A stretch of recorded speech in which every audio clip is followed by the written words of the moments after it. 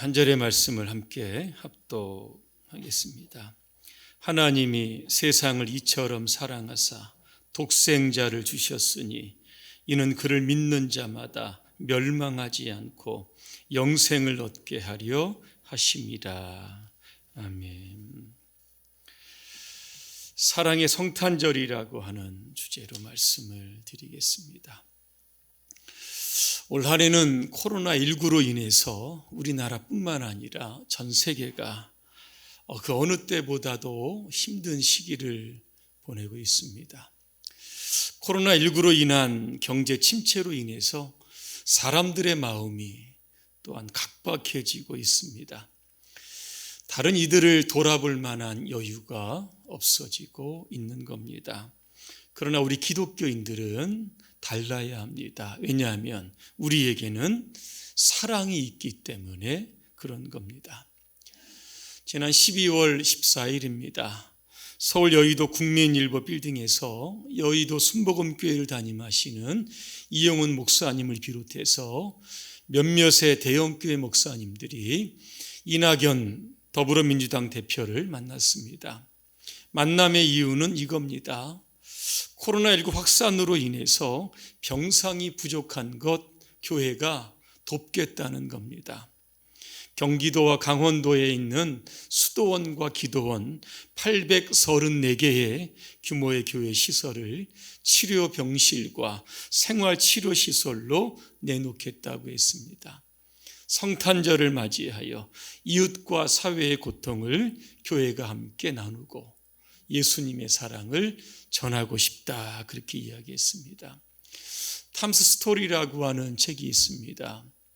이 책은 블레이크 마이코스키라고 하는 분이 지었던 책입니다. 이분은 원래 운동선수를 좀 꿈꾸었는데 잦은 부상으로 인해서 운동을 접었습니다. 그리고 나서 사업을 시작을 하는데 번번이 실패를 하는 겁니다.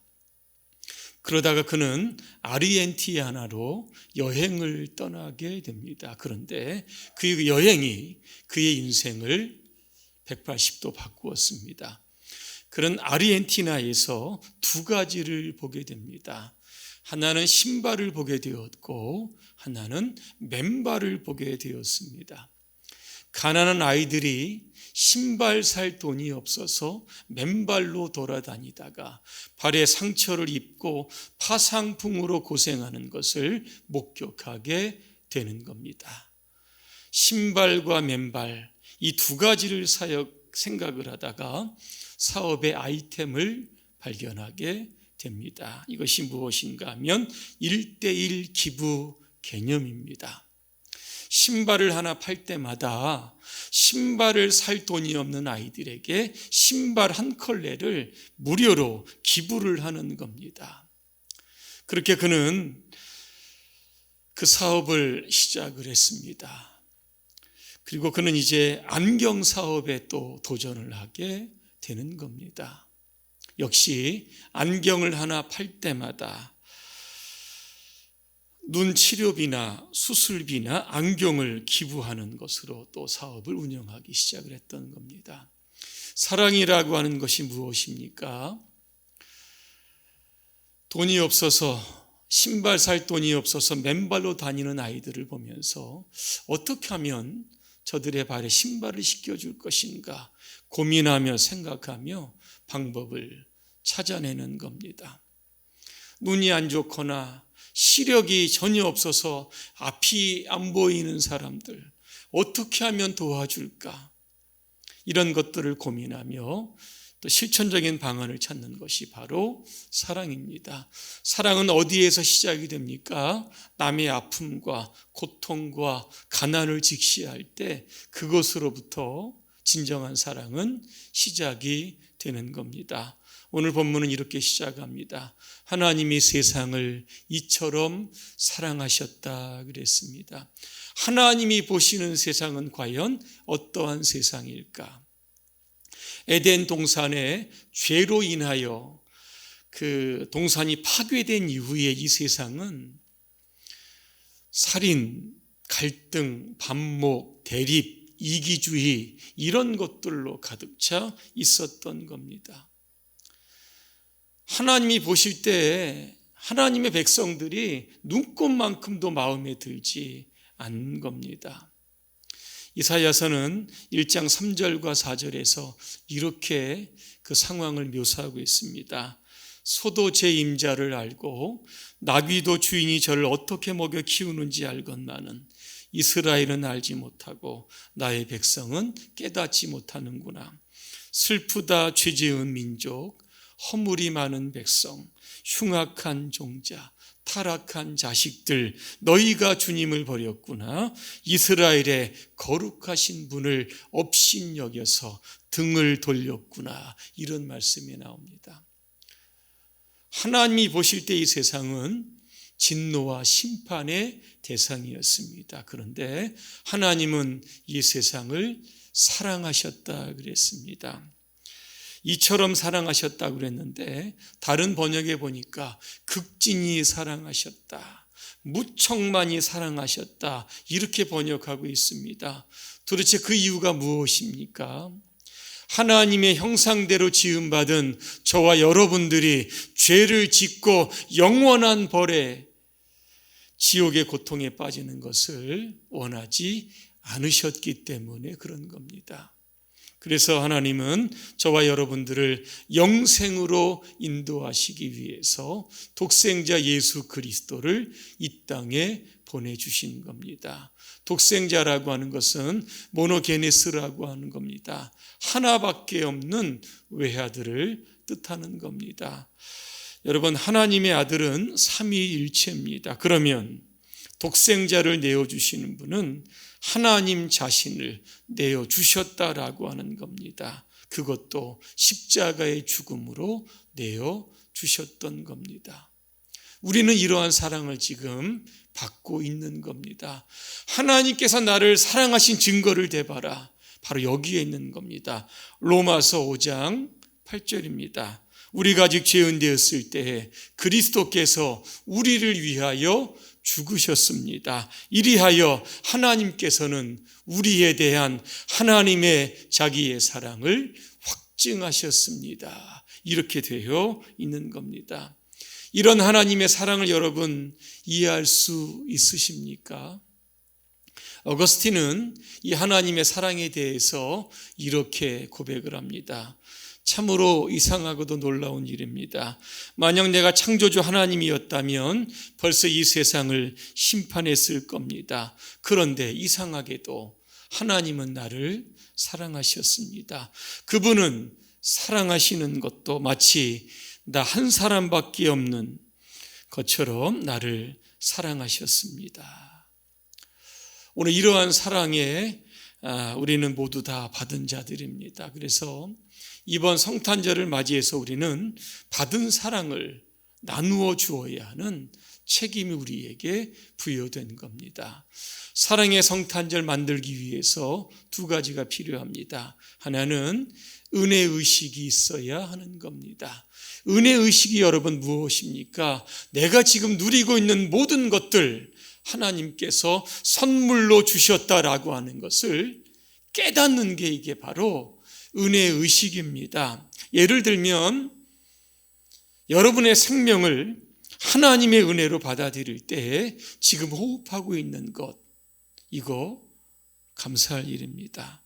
우리가 건강을 하나님의 은혜로 우리가 받아들일 때는 우리가 지금 다른 사람의 부축을 받지 않고 이 자리에 와 있는 것, 이것이 바로 감사의 조건이 되는 겁니다. 그런데 이런 은혜의식이 사라지고 당연한 의식이 우리 안에 자리 잡게 되면 우리의 삶은 메마르게 되고 세상은 각박해지기를 시작을 하는 겁니다. 지난 12월 12일입니다. 경기도 성남에서 노숙인을 위한 무료 급식소 안나의 집을 운영하는 김하정 신부님이 이런 이야기를 합니다. 이 김하정 신부님은 원래 이탈리아 분인데 한국으로 귀화하신 분입니다.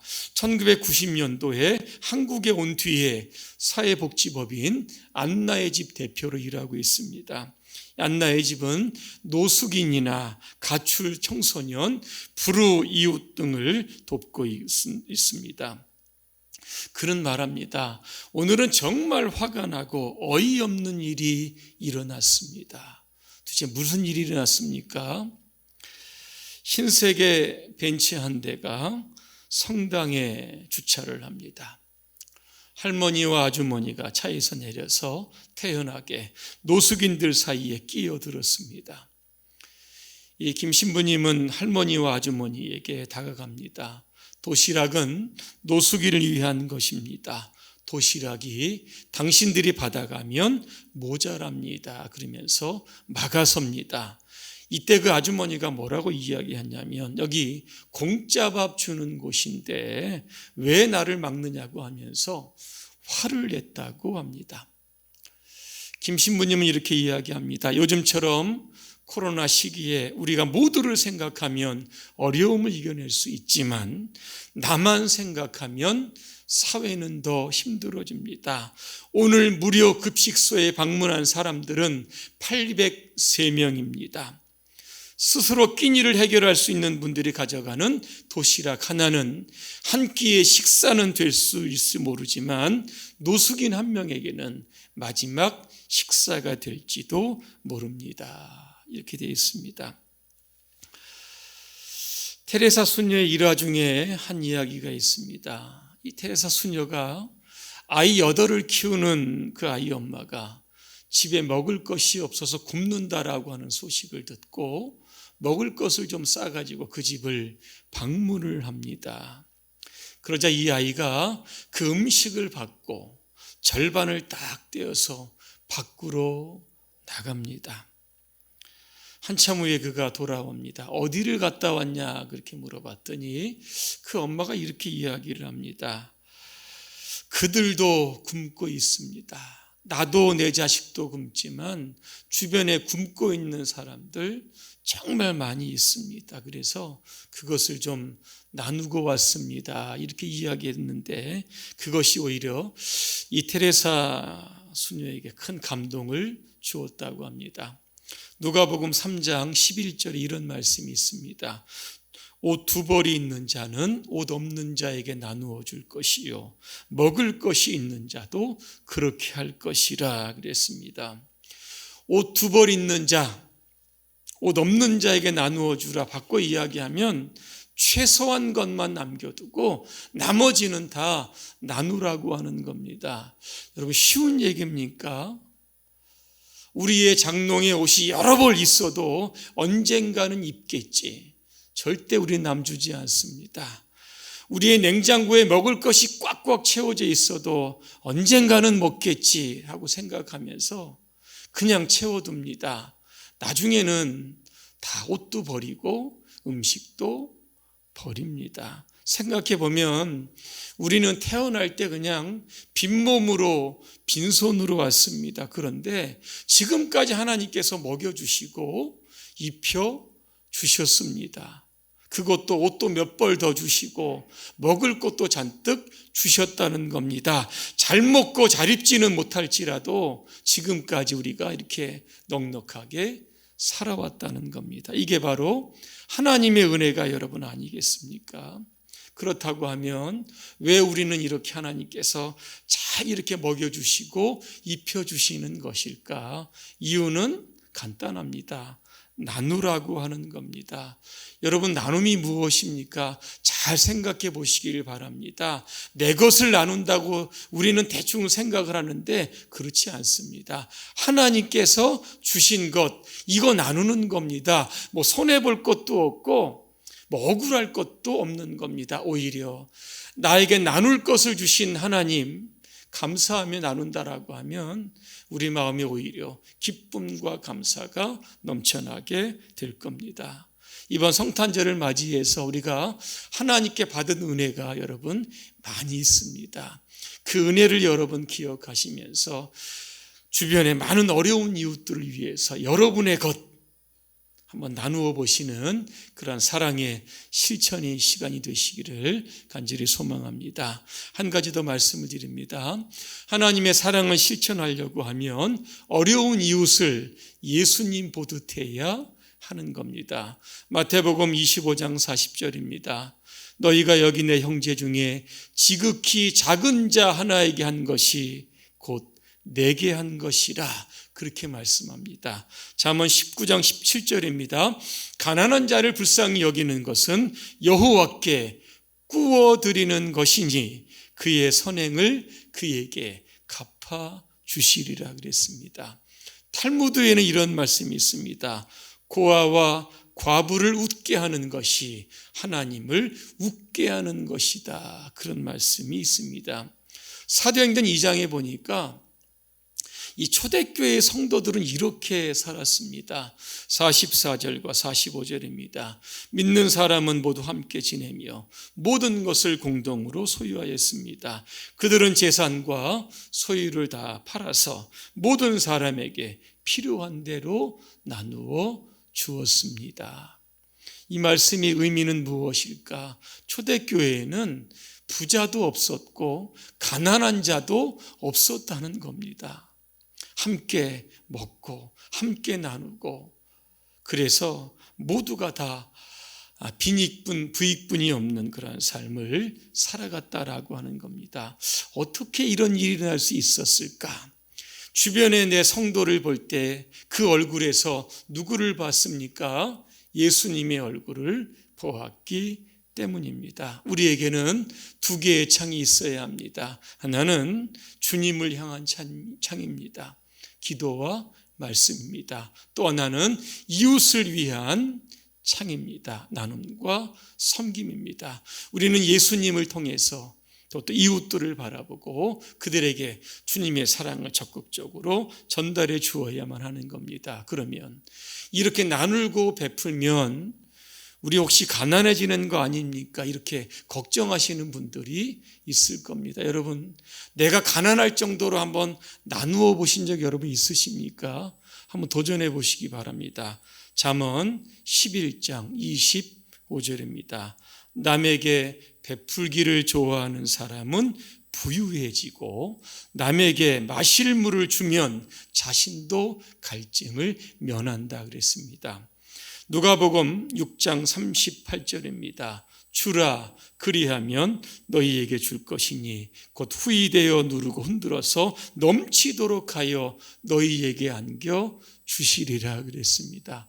우리가 나누면 나누는 그 이상의 것을 하나님께서 우리에게 안겨 주신다는 겁니다. 결론입니다. 미국 캘리포니아주에 위치한 클레어먼트 감리교회는 이 대림절을 맞이해서 교회 앞에다 이 구조물을 설치를 했습니다. 이게 큰 이슈가 되었던 적이 있습니다. 어느 성탄 조형물과는 다른 모습이었기 때문에 그렇습니다. 포근한 말구유도 없습니다. 천사들도 없습니다.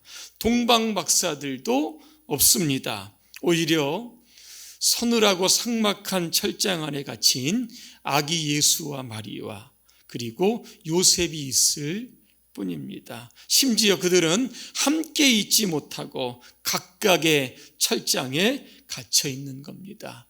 이게 무엇을 의미하고 있냐면 국경에서 강제로 분리되고 떨어진 수천 명의 이름 없는 난민의 가족들을 상징한 겁니다.